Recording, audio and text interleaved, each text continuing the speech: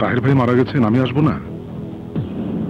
তাহের ভাই বড় ভালো লোক ছিলেন। থামুন, আর অভিনয় করতে হবে না।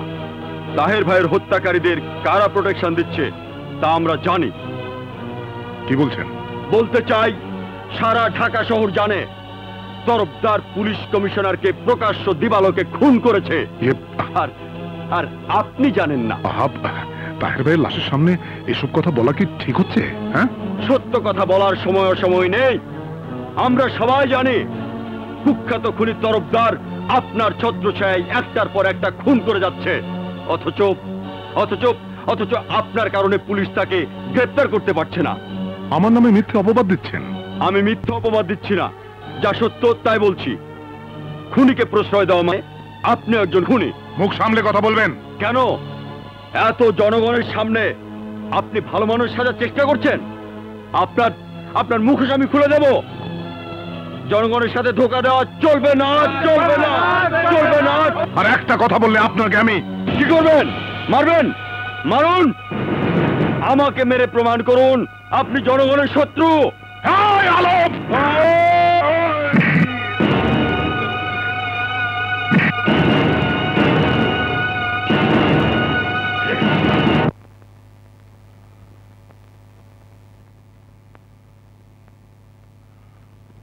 আলম, আমাকে ধাক্কা মেরে তুমি ভেবেছো রাতারাতি নেতা হয়ে যাবে?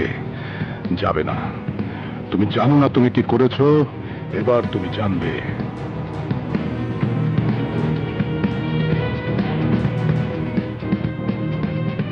তরফদার, আলমকে চেনো? ওই যে বিরোধী দলের আলম। হ্যাঁ, ও গণপ্রজাতন্ত্রী বাংলাদেশ সরকারের মাননীয় মন্ত্রীর গায়ে ধাক্কা মেরেছেন। আমি চাই তুমি ওকে এমন ভাবে ধাক্কা মারবে যাতে লাশ ওকেও খুঁজে না পায়।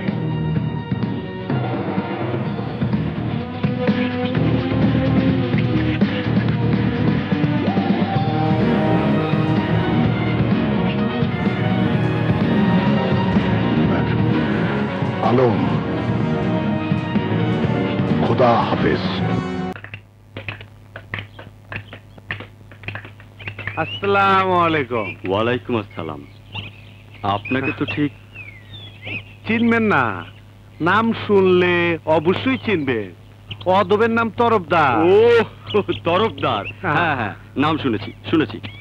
তা আমার কাছে কি কাজ? খিয়াগার ডাক নিয়ে চালাম তো, আপনাদের দোয়ায় পাইছি। উদ্বোধন করবেন আপনি। তা আমি ফেরিঘাটে গিয়ে কি করব? আপনি ভাবিরে নিয়ে অবশ্যই যাইবেন। দুপুরে খাবার ব্যবস্থা করছি। না গেলে আমি খুব দুঃখ পাবো। আচ্ছা ঠিক আছে, যাবো। আসি বড় ভাই। যাবো। ওয়ালাইকুম আসসালাম।